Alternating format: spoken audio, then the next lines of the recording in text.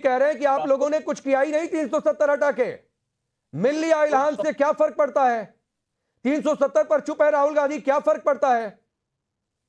देखिए राकेश जी, कुछ समय से मैं ये कह रहा हूं कि राहुल गांधी आज एक अलगाववादी मानसिकता के पक्षधर बन गए हैं। पिछले सप्ताह उन्होंने कश्मीर के अंदर कहा था कि बाहर वाले जो है आपका जॉब ले रहे हैं। उस वक्त भी हमने प्रश्न उठाया था कि बाहर वाले कौन हैं? क्या ये वो दलित हैं? क्या ये वो गोरखा हैं?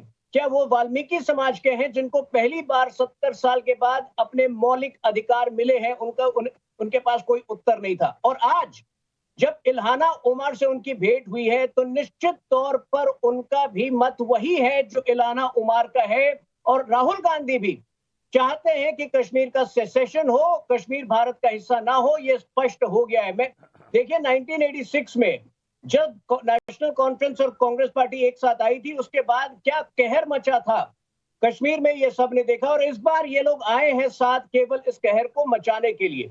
अगर पिछले 4 वर्षों में 80% जो है गिरावट हुई है आतंकवाद के घटनाओं में, और ये मैं नहीं कह रहा हूं, कोई भी आप डेटा, कोई भी डिफेंस डेटा आप निकाल कर देख ले तो ये अंधकार में रह रहे, अगर ये इनको उसके बारे में पता नहीं है। अगर बारामूला जैसे जगह में जन धन अकाउंट खोलकर जो है, जो इनकी हवाला नेटवर्क चलती थी, वो समझ बैठकर तो इससे रोज जवानों को मारे हमारे देश में आगे आतंकवादी, आप कह रहे आतंकवाद खत्म होगा, आपके राज्य में पार्लियामेंट में अटैक करके आतंकवादी प्रॉब्लम हो सकता है। जब नल से जल कार्यक्रम के तहत जब कारगिल के गांव में पानी आया है तो इससे किसको प्रॉब्लम हो सकता है? उन लोगों को प्रॉब्लम सकता है जिनकी राजनीति केवल गुप्कर रोड और लाल चौक तक सीमित थे, जो कभी कश्मीर के गांव में जाते तक नहीं थे। तो आज नहीं, वो ये कह रहे हैं, वो ये कह रहे हैं कि लाल चौक पर आप लोगों ने कोई माहौल नहीं बदला। क्या फर्क पड़ता है? संगीनों के साए में तिरंगा लहरा लिया या अभी खुले आसमान में जाकर बिना संगीनों के तिरंगा लहरा लिया, क्या फर्क पड़ता है? जी तो इनसे ना जी, तो एक बार फिर पूछिए। मैं कह रहा हूं, जगदीश शर्मा जी कह रहे हैं आप लोगों ने लाल चौक पर कुछ भी परिवर्तन नहीं किया। क्या फर्क पड़ता है? पहले संगीनों के साए में तिरंगा लहरा लिया, अभी जब मन कर किया तब जाकर लहरा लिया। तो वो तो उठ जाता है, लेकिन जो सोने का नाटक कर रहा हो वो कभी उठ नहीं पाएगा। लाल देखिए, इनकी प्रॉब्लम मैं बता रहा हूं, इनकी प्रॉब्लम 2 है। एक तो जो है आर्टिकल 370 को 70 वर्षों तक इन्होंने एक इंस्ट्रूमेंट फॉर ब्लैकमेल यूज किया था यूनियन ऑफ सेंटर के खिलाफ। आज वो नहीं कर पाते हैं। दूसरा जो है, ये गांव जो है विकास से वंचित रह गया था, वो विकास है जो अप्रत्याशित है। हटाया, कितने कश्मीरी पंडित को जगह दे दिए, आगे हैं, कितने हिंदू आगे हैं, कितने हिंदू धार्मिक स्थल आगे हैं, कितने लोग कश्मीर में आगे हैं, जिन गाँव में कश्मीर में पैदल नहीं चल सकते भाजपा का झंडा लेके। अरे सुनिए ना जगदीश जी, एक मिनट तो इनसे मैं आ रहा हूँ। जगदीश जी सुनिए ना सर, आपकी पार्टी के नेता सुशील शिंदे कह रहे हैं कि लाल चौक पर जाने में हवा निकल जाती थी, हवा खराब हो जाती थी, ये हालात थे। आपको कोई फर्क ही नहीं दिखता है? राहुल गांधी जाकर सॉफ्टी खा लेते हैं रात में 12 बजे जाकर, अपनी बहन के साथ स्नो सफारी कर लेते हैं, आपको लगता है कोई परिवर्तन ही नहीं नजर आया?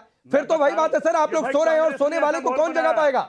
ये माहौल कांग्रेस ने ऐसा बनाया है। अच्छा, मेरा तो एक सवाल आपसे है। आप कह रहे मोदी जी ने, गृह मंत्री ने बना दिया।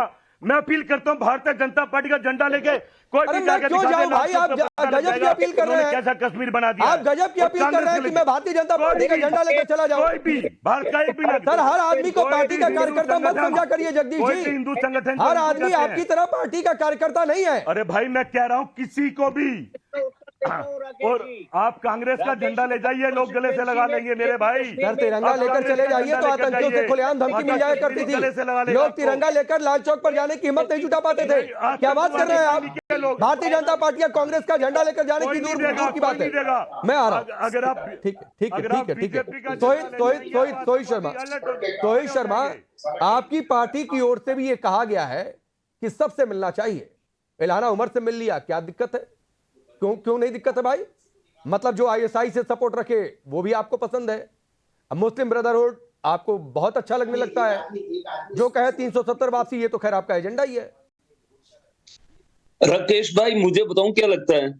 मुझे एक बात क्लियर कहूं तो आपको बीजेपी के प्रवक्ता को बुलाना नहीं चाहिए। अच्छा। एटलीस्ट आप बहुत अच्छे ढंग से बीजेपी का पूरी सपोर्ट करते हैं। सर आप अपनी One पार्टी का sided रख लीजिए हैं ना, आप। काम ठीक से कर लीजिए। नहीं सुन मैं लीजिए ना, क्या आप कर सुन रहा हूँ नहीं लीजिए, कर रहा हूँ वो चिंता आप छोड़ अब दीजिए सुन ना सर। लीजिए। आपको देखो ऐसे पैनल में हम 3 लोग रहेंगे तो अच्छा रहेगा। पैनल में बेवजह बीजेपी के प्रवक्ता को बुलाने का कोई फायदा नहीं होता है। अच्छा इसमें अगर हम, आप और कांग्रेस और एनसी रहेगी तो वो बहुत अच्छा लगेगा। तो वो सर हम आप क्लियर सीधे आपको नहीं नहीं बात ठीक है। बताएंगे।